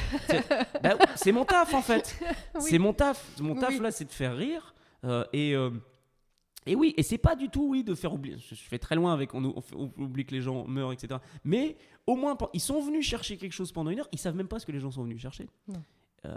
Et nous-mêmes, on sait pas vraiment ce qu'on est en capacité de donner, je pense, à ce niveau-là. C'est pour ça que moi, je voulais juste... Je reviens à cette question de base, est-ce qu'on fait rire les gens pour qu'ils soient un peu moins tristes? Même pas en partant du principe qu'ils soient tristes à la base, mais... et ça vient du plus personnel, c'est que moi, je sais que si je sens qu'il y a un moment de tension, même personnellement, hein, un moment où j'en sens un peu down, etc. Je vais toujours essayer de faire une vanne, la fameuse Chandler Bing, tu vois, qui va essayer de remettre. C'est marrant que tu parles de ça parce que je rebondirai après dessus, mais c'est exactement ça. Oui. Voilà. Et même petit, hein, il fallait que je fasse dans un les truc blancs. Oui, ou les blancs. Je commence à supporter les silences. Mais avant, c'était une terreur. Il fallait que je mette une vanne, que je mette un truc, même si elle tombait à plat. Mais tenter un truc, comme un réflexe de survie en fait. Où est-ce qu'on fait rire? Est-ce qu'on fait rire pour que les gens soient moins tristes, ou est-ce qu'on fait rire pour se satisfaire de moi je suis rigolo? Cette question, en fait, il n'y a pas de réponse. Je pense qu'elle varie selon les jours. Mais c'est quand même mieux, et je pense que c'est plus sain. Et j'espère tendre vers cette première option, cette première occurrence, qui est faire rire pour que les gens, pour que les gens soient joyeux. Enfin, en tout cas, pour faire plaisir aux gens. Pas pour se faire plaisir à soi. Pour faire plaisir aux gens. Oui, c'est ça. Ça doit être le moteur pour moi. Ouais, c'est pas toujours le moteur. Hein. Non, mais je pense que c'est un peu la dynamique de groupe, quoi. Ils sont contents, toi ça te nourrit, et puis toi c'est un peu un cercle vertueux, quoi. C'est un cercle vertueux, et c'est eux qui déterminent. C'est quand même eux qui déterminent. C'est Courtemanche qui disait à la fin d'une phrase que je trouve géniale. Il dit ce qui est génial. Moi j'aime beaucoup le public parce qu'il fait si vous n'étiez pas là, ben je serais pas là. Et si moi j'étais pas là, bah vous seriez là. Donc en fait ça ne change rien. Voilà, il serait remplacé par un autre. Sous-entendu, il y aura toujours du public. Nous on est interchangeables. Nous les humoristes on est interchangeables. Donc essayons de pas les faire trop chier. Simon, en ce moment toi tu joues dernière date avant l'Olympia. Exactement. Est-ce que tu peux nous parler un petit peu de ce spectacle-là? C'est l'instant promo. Oui. Eh bien, chers amis, je joue donc dernière date avant l'Olympia.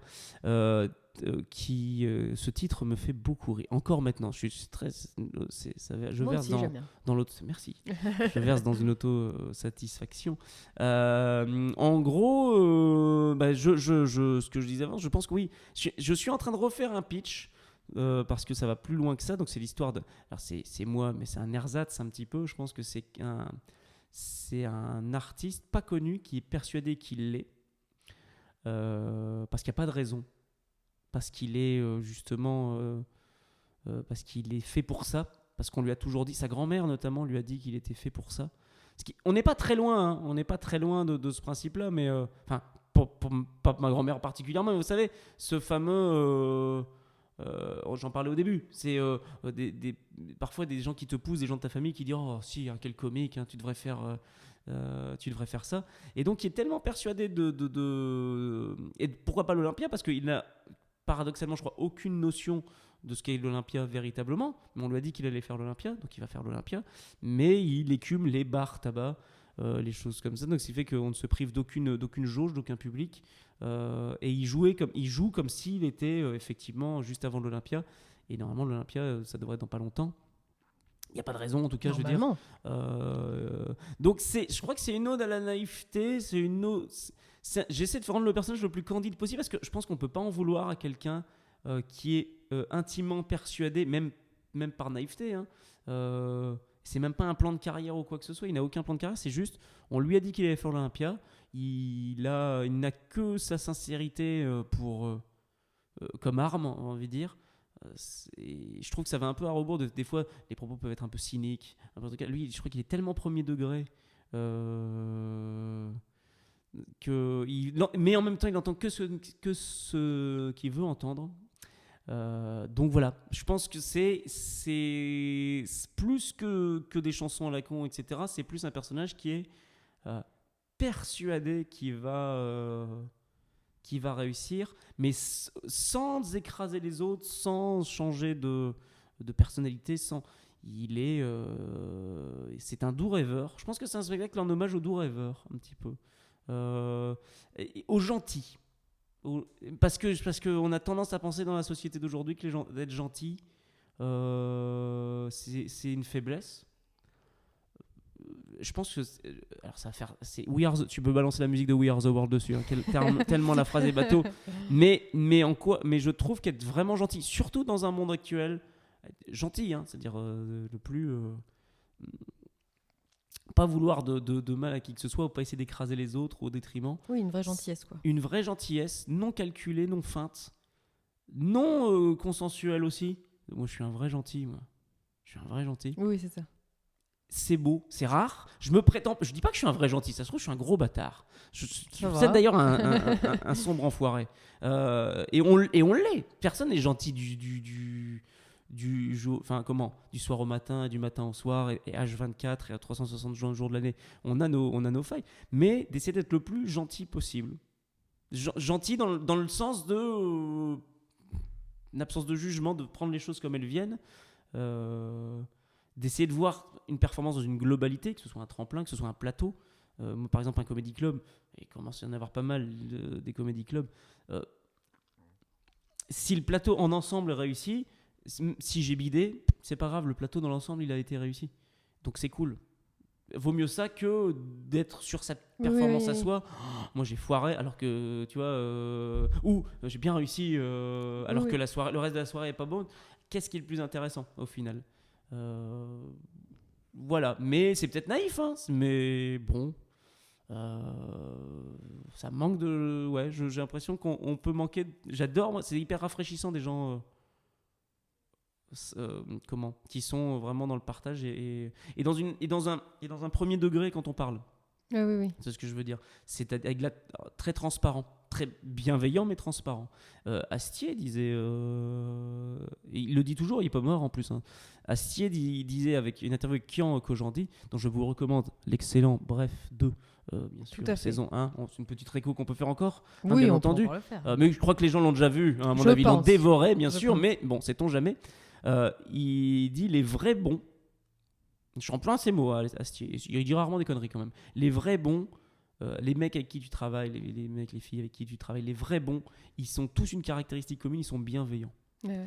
Parce que s'ils sont malveillants, si ça critique le jeu, je parle pas dans l'attitude, mais dans le jeu de lui il joue comme ça, il joue comme ça, c'est qu'il aurait aimé l'être. Oui, c'est ça, bien sûr. Donc j'aime bien cette philosophie.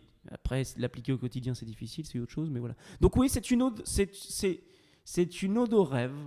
Je pense que si t'es premier degré sans intention de faire mal à quelqu'un ou d'écraser quelqu'un, c'est pas touch the sky, reach the limit, above the sky, etc. Je suis pas très bon en anglais, mais tu l'auras noté. Mais voilà, c'est pas non plus c'est pas du tout un truc croyant en vos rêves, mais c'est faites ce que si vous faites sincèrement ce que vous avez envie de faire, que ce soit des modèles miniatures de maquettes. Pourquoi pas ouais. Que ce soit du tricot, que ce soit du crochet, un peu plus dégueulasse le crochet, mais mettons si vous le faites quand même avec ça. Non mais si ça vous fait du bien, oui, faites-le. a pas de raison. La vie est déjà suffisamment pénible comme ça, par certains aspects. Faites ce qui vous fait du bien. En l'occurrence, je pense que moi, ce qui me fait du bien, et ce qui fait du bien à ce personnage-là, c'est de se dire qu'il va faire l'Olympia et de chanter ses chansons. Et il pourrait être 3 personnes dans la salle qui seraient... Vous êtes merveilleux, Toulouse, alors qu'il est à Montpellier. Quoi. Ouais, c'est ça. Exactement. Et ben moi, ce qui me fait du bien, c'est d'aller voir dernière date avant l'Olympia. Oh, je vous y enjoins. Ouais, il y a plein de dates. Il y a Lyon, il y a Lyon, Saint-Pierre-de-Chandieu. Il y a Saint-Pierre-de-Chandieu en fin mars, bien sûr. On retourne du côté de Soyaux, du côté de Bordeaux bientôt. Lille, le Spotlight le 9 avril. Il y a Valenciennes également. Il y a près de Grenoble, pas loin, dans la région du Champsaur en juin. Il y a de la date. Il y a des festivals, il y a Tournon, il y a Mâcon en novembre. Il se passe plein de choses. Il se passe plein de choses. J'ai envie de dire, quoi qu'il arrive, on peut se retrouver. C'est un spectacle qui peut être privatisé, bien entendu également. Non, mais ce qui est intéressant, c'est pouvoir. Je trouve que tu peux jouer. Les conditions partout. peuvent être. Voilà, c'est ça. Ça va très bien avec le personnage en fait. Ouais. Ça peut jouer partout et ça plaît en général très bien d'ailleurs. C'est gentil. C'est gentil. C'est vrai qu'objectivement, en général, ça plaît bien parce que dans le style d'un plateau d'humoriste qui fait beaucoup de stand-up, etc., forcément, tu apportes une fraîcheur ou quelque chose de neuf qui est assez intéressant. C'est ce que je revenais sur ça tout à l'heure. C'est effectivement, c'est devant des humoristes qui ont un propos, un point de vue tellement plus qui emporte. Moi, je suis fasciné. Je vais en citer plein. Je vais citer du Tom Boudet, je vais citer du Faïd Sharaf, Vincent Coche, qui est un ami en plus, qu'on voit. Mais ils sont tellement forts. Et vraiment, encore une fois, premier degré, ils sont tellement forts dans cette analyse-là et dans des styles complètement différents. Yacine Bentayeb, encore une fois, pareil. Gaëtan Petit, qui est plus même sur des personnages. Je cite des gens du crew, un petit peu, bien entendu, du Sérail, mais ils ont tous une analyse tellement forte et différente à chaque fois. Et ils sont tellement bons dans ce qu'ils font que moi, limite, je me dis, mais qu'est-ce que je peux faire face à ça ? Et j'ai pas envie d'être en compétition, parce que déjà, je la perdrais. Tu te sens un peu. Mais qu'est-ce qui peut faire un petit peu une différence ? Tiens, de la musique. Allons-y, quoi. Puis il y a vraiment une petite guitare, puis au pire, voilà, puis c'est absurde, c'est ni politique, ni machin, etc. On verra bien. Et ce qui est bien, et c'est peut-être que ça tend aussi sur une bienveillance qu'on a entre nous avec tous ces gens que je viens de citer, parce qu'on s'entend vraiment tous bien. Et en tout cas, je n'ai pas connaissance que ça m'aidit beaucoup dans le dos. C'est normal, si c'est dans le dos, j'en entendrais pas parler. Peut-être qu'ils me détestent en fait, tous. Peut-être. J'essaie de me racheter là sur ce podcast. Mais en gros, il y a aussi ce côté, c'est tellement différent qu'il devrait pas. Il y a pas. Enfin, on a tous la place en fait. On a tous la place. C'est déjà un métier suffisamment dur que je pense que l'écrémage il se fait de manière naturelle. C'est ça. Et du coup, moi, comme je suis sur un truc à la guitare un peu absurde, j'ai pas grand monde dans ma roue, dans mon créneau. Donc il n'y a pas cet effet de compétition immédiat, tu vois. Oui, c'est ça, c'est à ce niveau-là. Donc ça, c'est plutôt cool, quoi. C'est plutôt cool. Eh bien, on te retrouve en tournée. On va terminer ce rendez-vous, ma foi, bien sympathique avec toi, par une petite reco du moment. Bien sûr. Alors, tu m'en avais soufflé dans J'en ai WhatsApp, plein. mais je vais pas la dire. Ouais, non. Qu'est-ce que tu nous conseilles de regarder, de lire, de voir Qu'est-ce que je vous conseille de regarder ? Alors, si je peux vous conseiller de regarder dans le style que j'aime beaucoup, plusieurs choses. Si je devais vous recommander un film, un film, ce serait Vampire en toute intimité. Ah oui. What We Do in the Shadows, en anglais. Premier film, je crois, de Taika Waititi, qui n'est pas qu'un singe, de Marc, qui était un réalisateur néo-zélandais également. Je crois qu'il est plus dispo sur Netflix. Ça a été un des films où j'ai le plus ri ces dernières années. C'est absurde. C'est un documentaire sur un groupe de vampires. C'est genre The Office mais avec des vampires. The Office avec des vampires. Ouais. Alors The Office, pareil, on pourrait citer parce que évidemment, mais c'est à pleurer de rire parce qu'on y ajoute du surréaliste à ce côté. C'est absolument génial. Il est très bon en VO, il est très bon en VF parce qu'en VF, tu as les voix de Bruno Salomon, d'Alexandre Astier. Ça a été fait par les gars de je ne sais plus comment ça s'appelle, le message à caractère informatif, Nicolas et Bruno qui ont bossé à Canal+. Donc la VF est très très qualitative. C'est une pépite. N'hésitez pas. Et un spectacle. Oui. Ouais, je suis arrivé avec plein de recours. Mais vas-y, c'est trop bien. Un spectacle. Là, celui-là, il est disponible. Oh, on est de retour. Un spectacle. Un spectacle, il est disponible sur Netflix. C'est Corentin Shepens, ou Shepens, je ne sais jamais comment on le prononce, un humoriste Alors, c'est pas la reco que je fais. Je vous recommande Corentin, qui est un ami, avec qui j'ai fait un 30-30 il y a un bout de temps, tout à fait. qui est un magicien, Oui. mais qui m'a recommandé Bo Burnham. Ah oui, ok. B-O, et plus loin Burnham. Il C'est a sur arrêté lui, Netflix. d'ailleurs, lui, je Il crois. a arrêté, ouais, Oui, mais je parce crois, que ouais. ce gars a des sérieux problèmes mentaux. Et c'est sur Netflix. Et c'est sur Netflix. Il y a 2 trucs. Il y a Inside qu'il a tourné pendant le confinement et un autre truc qui s'appelle Happy, qui est son spectacle. Alors, si vous aimez bien ce que je fais, je souhaite que vous aimez bien ce que je fais. C'est rien, mais vraiment rien, en toute honnêteté, à côté de ce que se fait ce mec. C'est d'une précision. Et en plus, il est 2 fois plus jeune que moi, ça m'énerve.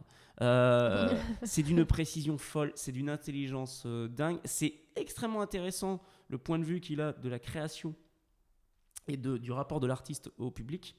Là, il y a un vrai message, il y a un vrai propos derrière. C'est parfois un peu déprimant, mais je trouve que c'est vraiment très intéressant. Il y a de la musique, il y a des chansons courtes, c'est hyper drôle. Bo Burnham, vraiment, foncez-y, écoutez les yeux fermés, ou ouvrez les yeux, enfin faites comme vous voulez, mais c'est sur Netflix, tout à fait. Eh ben, c'est 2 belles recos. Est-ce que j'en fais une aussi, moi? Mais fais une reco, Julie. Je vais faire une reco, mais alors j'ai pensé à un truc, mais ça date il y a quelques années déjà, je sais pas si t'as déjà vu, c'est BoJack Horseman.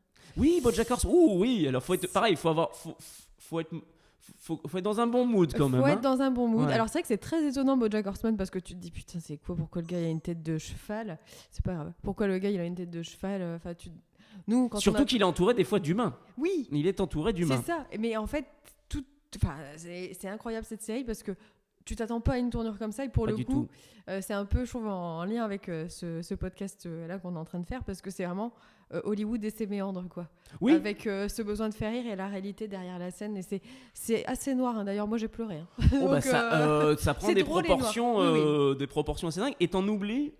Mais je rebondis sur cette recommandation, c'est que je pense que le 2e épisode t'oublie que le gars a une tête de cheval. Oui, t'oublies assez rapidement. Et que son attaché de presse C'est un chat, je crois. est C'est un pas chat un et chat, tu t'en fous complètement. Oui, en c'est fait, ça, ouais. ça passe tellement, c'est tellement bien écrit Oui, c'est que très bien derrière, écrit.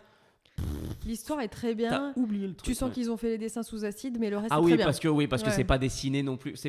Cherchez pas, c'est pas les dessins du siècle, on est d'accord. Non, mais non, c'est non. pas ce qui est recherché quoi. Non, mais c'est une chouette série. Très belle recours. Merci Simon, oui. quel plaisir d'avoir partagé ce temps. Merci petit Julie, temps avec c'était un toi. plaisir Merci partagé. beaucoup, et J'espère puis- que vous aussi vous avez passé un bon moment. Mais oui, on l'espère. Et puis allez voir Simon, évidemment, Avec dans grand dernière date avant l'Olympia, mais aussi dans son seul en scène avec Juliette qui s'appelle Rêve et qui est très très bien pour ceux Oui. qui ont des enfants. Oui, alors je suis moins seul en scène parce qu'on est 2. Oui, mais pas son seul en scène, sont 2 en scène. Sont 2 en scène, Et allez spectacle voir dans pour son 2 enfants. en scène. Avec grand plaisir, avec grand plaisir. Merci Simon. Merci Jérémy. Merci à vous.